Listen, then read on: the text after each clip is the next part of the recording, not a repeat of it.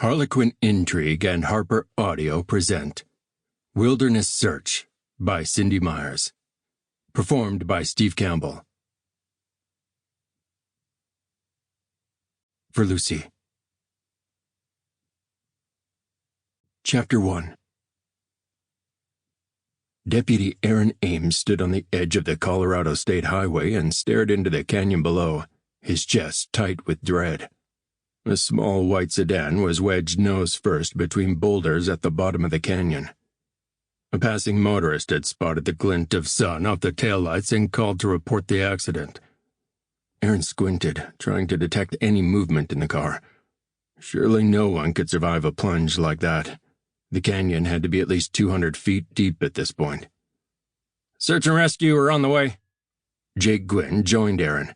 The young deputy was close to Aaron's age, 30, with dark curly hair and the deep tan of an outdoorsman.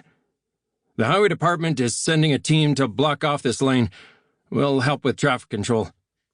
Aaron turned his back to the canyon and studied the roadway.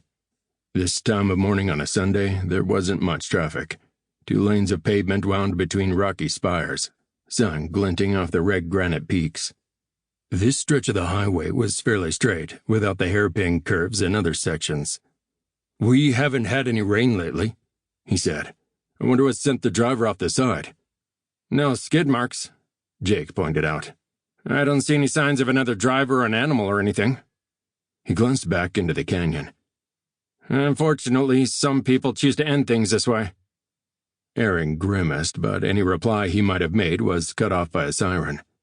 Seconds later, a large orange Jeep pulled in ahead of his sheriff's department SUV. The siren's wail still echoed off the canyon walls as half a dozen volunteers piled out of the vehicle and began unloading equipment. His sister Bethany waved. His 2 brothers, twins, Carter and Dalton, were also search and rescue volunteers, but they must have been working when this call came in. Sundays were a busy time for the family's Jeep tour business. SAR Captain Danny Irwin, a tall, lanky man in tactical pants and a Blue Eagle Mountain search and rescue windbreaker, strode toward them. "Hey, Aaron. Jake."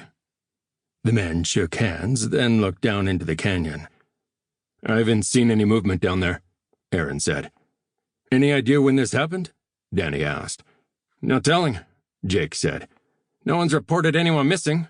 It's pure luck a passing motorist saw the wreck." Danny looked down at the pavement. "No skid marks."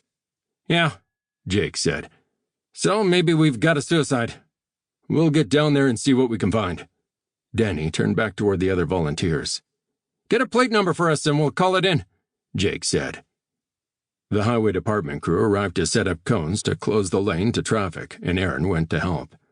By the time he returned to the accident site, the SAR volunteers had staged on the narrow shoulder. A man and a woman in climbing harnesses and helmets were beginning their descent into the canyon while other volunteers lined the roadside watching. An aluminum-framed litter waited at the ready. Aaron started to join the volunteers, then stopped as his gaze fixed on one young woman, petite and slender, hair in a long blonde braid down her back. Recognition jolted him. A knowing deep in his gut, more instinct than conscious knowledge. Kat? He hadn't realized he had spoken out loud until she turned. The same cool blonde beauty. Pale skin, blue eyes, delicate features that still haunted him. But the look on her face.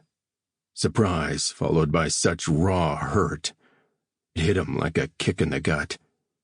It had always been like that with Kat. The very first time he had seen her, he had felt the connection to his core.